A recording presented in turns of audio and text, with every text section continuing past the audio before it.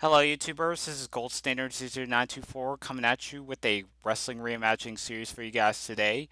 So, we are down to our 12th and final installment in our WCW fantasy booking of 1998 as we cap it off with our December pay per view Starrcade, a show which was basically WCW's answer to WrestleMania.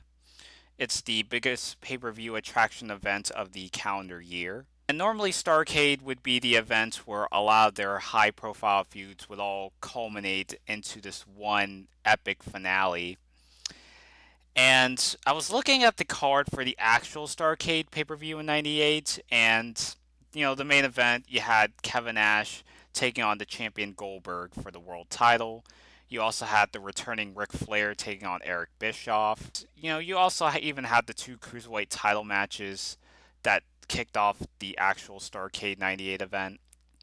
But if you look outside of that, there wasn't really too many matches in between that you could really go out your way and say, "Wow, this was a really star-studded show."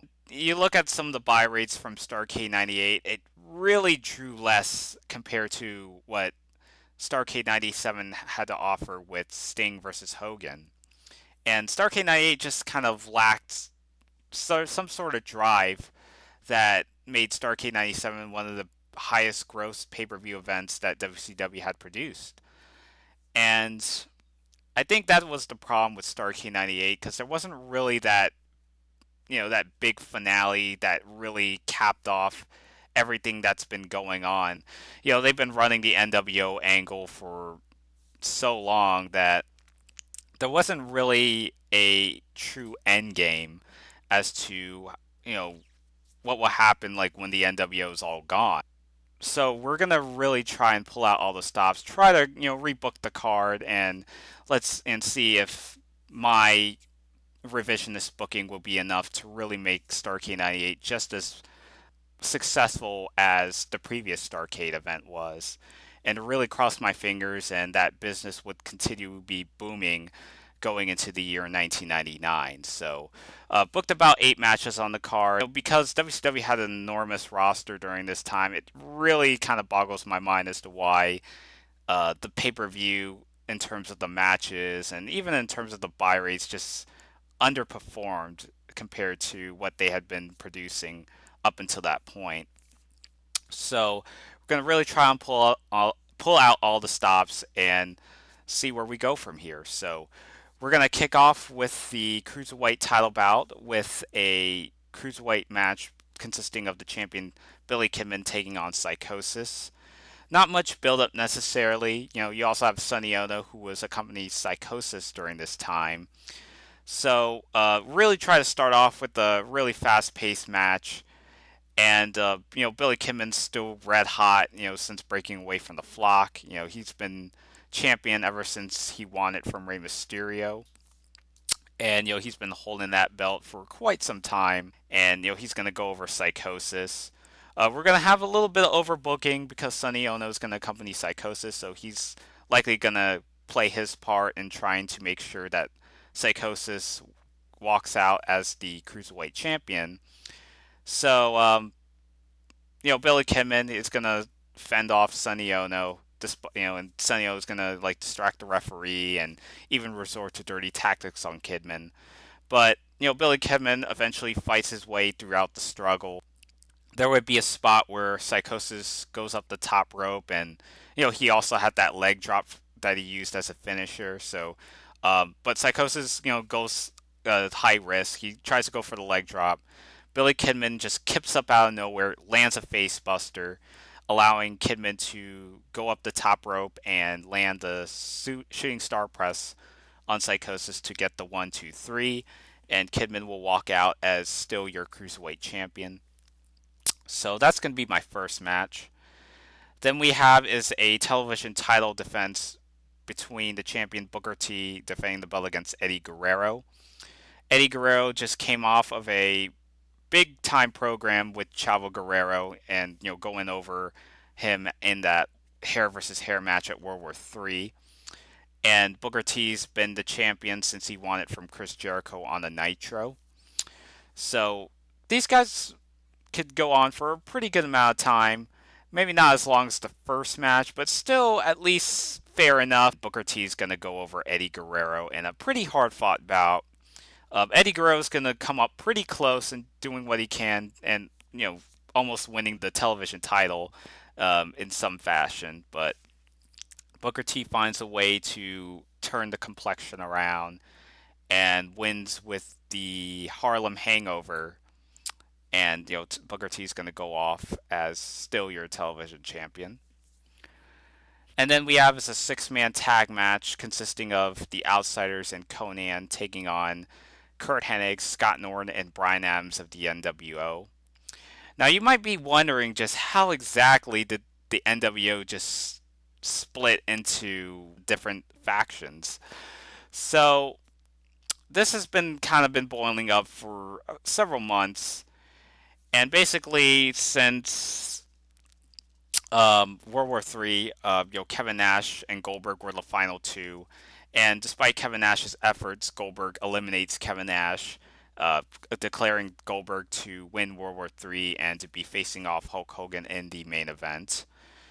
And then there's a promo that goes on an episode of Nitro, and the NWO have this sort of meeting, and Hulk Hogan's just gets so infuriated and says to Nash that as long as an NWO member had won the match, then the NWO wouldn't be at risk of losing the world title. And Kevin Nash has just been having to endure all of this BS on Hogan for quite some time, and ever since going back as even as far back as the War Games at Fall Brawl, where Hogan ended up getting pinned by DDP in the War Games match that allowed Team WCW to finally get that victory over the NWO. And out of all the times where Hulk Hogan has been world champion, a good portion as to why Hogan had been on top for this long had been because of the NWO's involvement. Like, they've always been interfering in his matches, doing all they can to make sure that Hulk Hogan keeps that world title belt away from WCW. And Kevin Nash, after months and months and months, have just really finally had it. It's like, if it wasn't for us, you wouldn't be on top. I mean, who knows where you'd be right now if it wasn't for the NWO. And all after all those 2 years, it's all been about you. And even that Halloween Havoc, when we could have interfered in the match, but we just wanted to show that if Hulk Hogan, if you were deserving of being a strong fighting champion. I mean, you spent a good portion of 1998 trying to find a way to get back on top in the world title scene.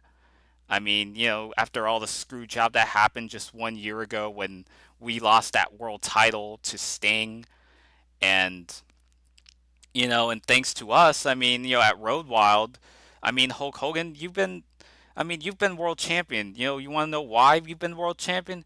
It was because of all of us, the NWO.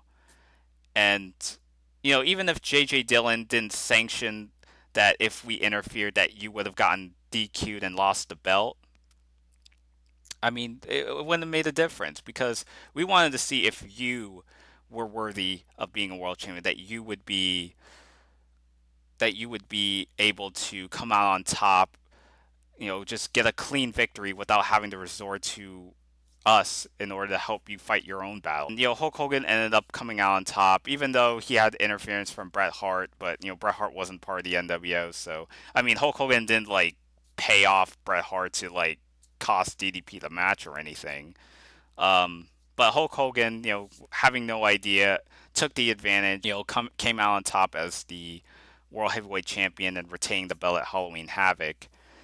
So, eventually Kevin Nash just says, I've just had enough. Hogan and Nash have a tag match, and Nash just walks out. And then Hogan gets infuriated, like, we don't need you, Kevin Nash.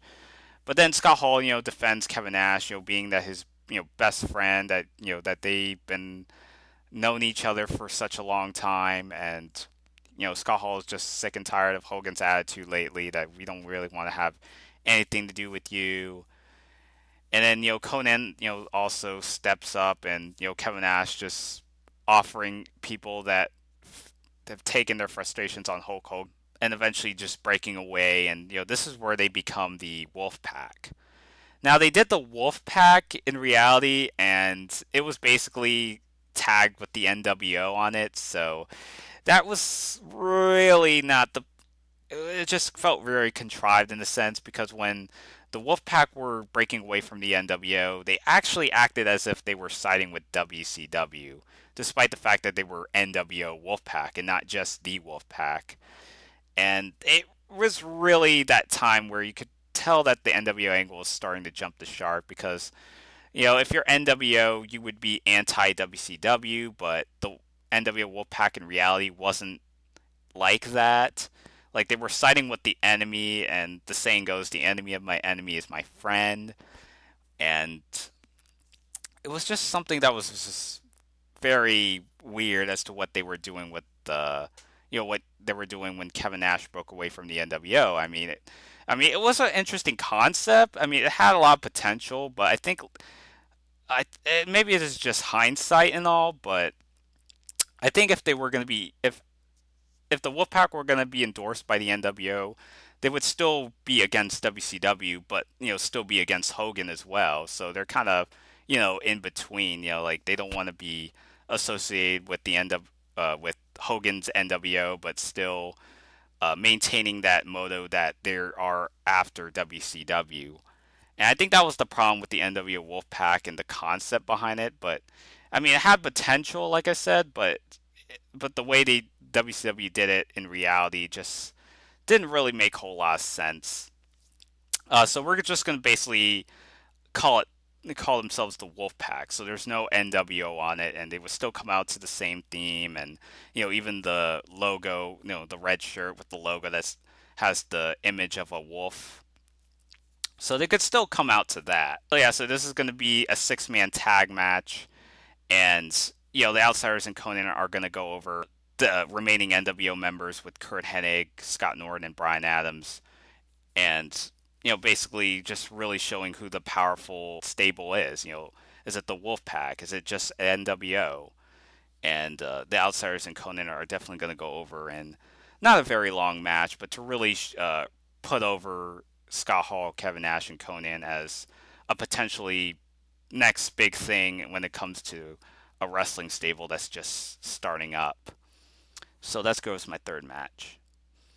Then we have as a submission match for the United States title. So the champion Scott Steiner defending the belt against Lex Luger. So basically, Lex Luger would eventually make his TV return at World War III and costing Scott Steiner to get eliminated from the World War III Battle Royal. And Luger and Steiner are just brawling at ringside, and you have all the security coming out to break them off. The announcers will put over that we haven't seen Lex Luger in many months, and now he's back. And Lex Luger sanctions a match between him and Scott Steiner, and Lex Luger just pretty much summarizes all the events that have happened since they started feuding at the Great American Bash. And Lex Luger would have brought up the fact that even though there were times where that Scott Steiner, you may have locked the Steiner recliner on me, but as far as I'm concerned, there were times where I just never truly submitted. And I even tried holding the ropes, but you, Steiner, you disqualified yourself, and I was holding the ropes when you were locking in that Steiner recliner. And there was a time at Bash at the Beach where you knocked me out with an object, and I passed out to the Steiner recliner the second time around. But fact of the matter is, when it's all said and done, you never truly made me tap out. And I don't care how many times we go at it, but let me tell you something, punk. This is all going to end here. Because at Starrcade, I want that, I want that United States title belt that you've been carrying around. And you may have been the champion since World War III. But guess what? I've watched all your tapes. I've watched the matches. For the U.S. title, you and I, one-on-one, a grudge match. But not just a grudge match. But I'm going to make this a submission match. The torture rack versus the Steiner recliner. And he would just say it with more enthusiasm compared to me. I'm just kind of laying a detailed outline as to how the build-up goes. So they would have the submission match for the U.S. title belt.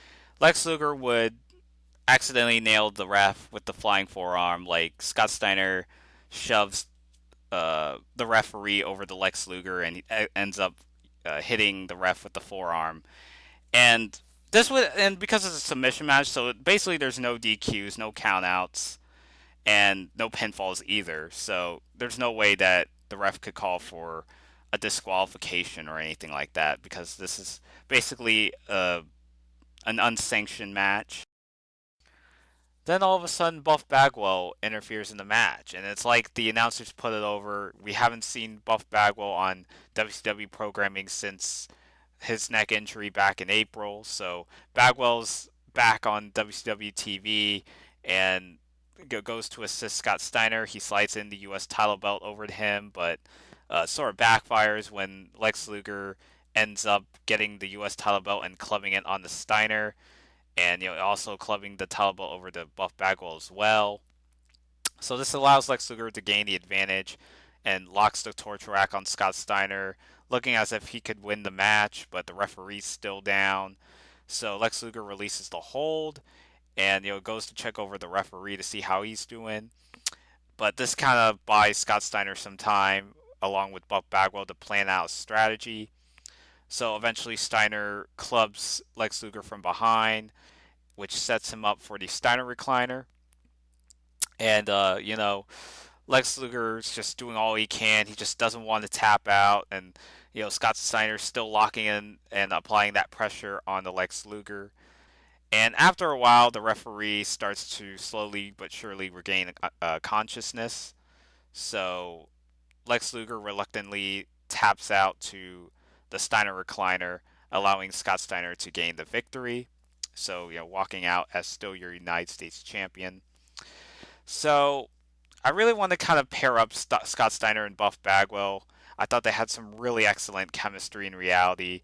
And, just check out some of the promos that they did in early 1999 and even late 1998 as well. Some really cool stuff that they did. So Buff Bagwell's back on the scene and definitely playing some big things for Scott Steiner, and especially his partnership with Buff Bagwell. So this should be really exciting stuff, and really continuing to build Scott Steiner, and walking out and defeating Lex Luger 3 in a row, and retaining the U.S. title. Then we also have is a tag team title contention. So Chris Benoit and Dean Malenko will be defending the belts against Chris Jericho and Jim the Anvil Neidhart. So Chris Jericho and the Anvil have been together since Fall Brawl, and they would eventually join up with Bret Hart to form the Hart Dungeon. Sometime after, when they took out Sting at Halloween Havoc, eventually Bret sets his sights out on Ric Flair, who had just made his return at Halloween Havoc. As a result of Flair's victory, he's allowed back into WCW and, sets up the Four Horsemen ceremony. During the ceremony, Bret Hart and the rest of the dungeon would interrupt the promo, and Bret Hart would talk about basically what's been going on since Ric Flair was gone, that Bret Hart had to pretty much pick up his pieces and really try to support WCW, making sure the WCW, especially with the world title, stays in their hands. That preventing the NWO from getting their hands on the world title. Bret Hart did something that Ric Flair wasn't able to do during the early half of the NWO war. It seemed like for a while things were getting better, and granted, there were some slips along the way, especially now that Hogan's been world champion since Road Wild. But for the most part, Bret Hart, if anything, he should be Mr. WCW. I mean, he's been putting on show-stealing matches. He's consistently been winning pay-per-view matches, and he just thinks that Ric Flair's time is come and gone. I mean, what's the point of Ric Flair coming back? I mean, out all the times that Flair's been claiming that he should be retired and retiring and retiring, Flair just can't seem to make up his mind. And Bret Hart's just going to teach Flair a lesson and that he's just made the biggest mistake. Things would be better off, with Flair not being in WCW. I mean, especially with all the talent that there's is, and Bret Hart. I mean, he's pretty much taking Ric Flair's spot, if anything. But Ric Flair doesn't really take this too lightly, and this kind of leads to this all-out brawl that goes on in the ring. Even Chris Benoit, I need to also almost forgot to bring him up, but Chris Benoit was also trained in the Hart Dungeon as well. So Bret Hart's also going to mention that in the promo. And this kind of gets to a point where Chris Benoit, and he's a tag team champions with Dean Malenko, and because the Four Horsemen are starting to reform once again, and this kind of gives Chris Benoit a bit of self doubt. Like, whose side is he on? Is he Brett's side? Is he on Rick's side? I mean, Benoit has tons and tons of respect for Stu Hart and the entire Hart family. So, which, like I said, whose side is he on? And this kind of stems into a tag team title defense. Benoit and Malenko, they defend the belt against Jericho and the Anvil. Chris Benoit will eventually turn on Dean Malenko partway through the match. Benoit would barely even make a tag in, like he would just be staying on the apron for the most part. Benoit's going to turn on Malenko and basically allowing Jericho and the Anvil to retain the tag team title belts. So Jericho and Jim Neidhart will walk out as your new tag team champions. Then we also have is DDP taking on the Giant. Now, now this was a match that they did in reality, and there wasn't really as much build up about it either. DDP does that choke slam counter into a diamond cutter like they did in reality, and DDP's going to go over a Giant. And then we have is Bret Hart taking on Ric Flair. Basically gave away the build up during my Benoit Malenko tag title match, so don't really need to reiterate too much. Um, Bret Hart's going to go over Ric Flair. There's going to be a bit of interference going on with the Hart Dungeon and the Horsemen all coming out. And, Bret Hart's going to go over Ric Flair via sharpshooter. So there's my seventh match.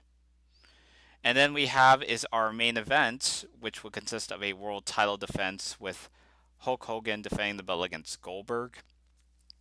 And yeah, this is the match that should have been on a pay-per-view event instead of, given away on free TV. And, Goldberg had won the World War III match and allowing him to be the number one contender for Hulk Hogan's world title.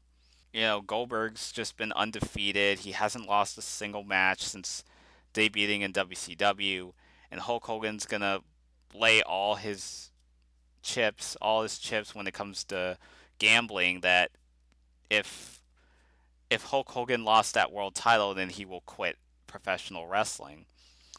So just to really try to build up some suspense that Goldberg could perhaps lose the match in a way.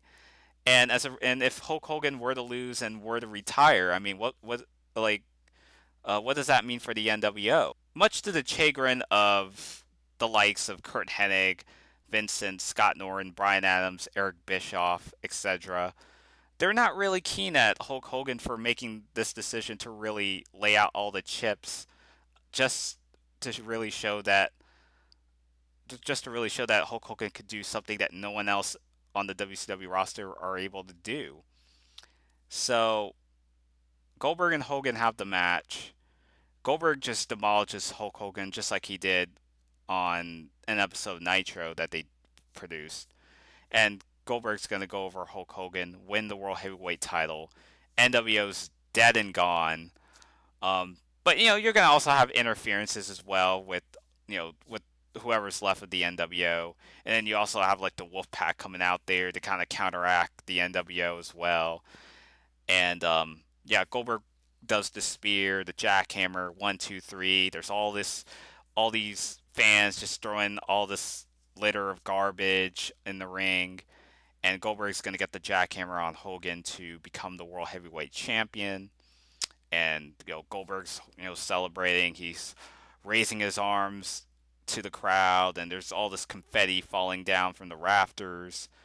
And if we could also have the entire WCW locker room come out and celebrate with Goldberg, much like what they did with Sting and Lex Luger from 1997. Basically, the show closes off with Goldberg raising the World Heavyweight title belt, and that's how we end the show there. So that's pretty much it for my Starrcade 98 card, and thank you guys for watching the Wrestling Reimagining series. It's just been a wild ride, and who knows, where WCW would be if they had saved Goldberg and Hogan, and if Goldberg were to win just like he did in reality. I mean, in going into 1999, could WCW still have been on par with WWE?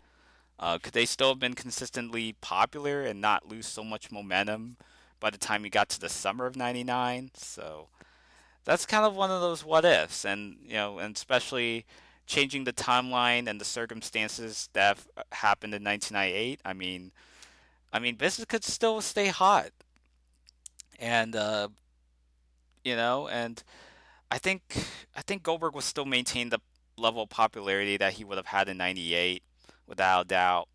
I don't know. I mean, it's like one of those what ifs, like I said. So, thank you guys for watching. It's been a wild ride, and just lay down your comments in the comment section below. Tell me what you think about this entire WCW 1998 fantasy rebooking. Till next time, this is Gold Standard 924 signing out.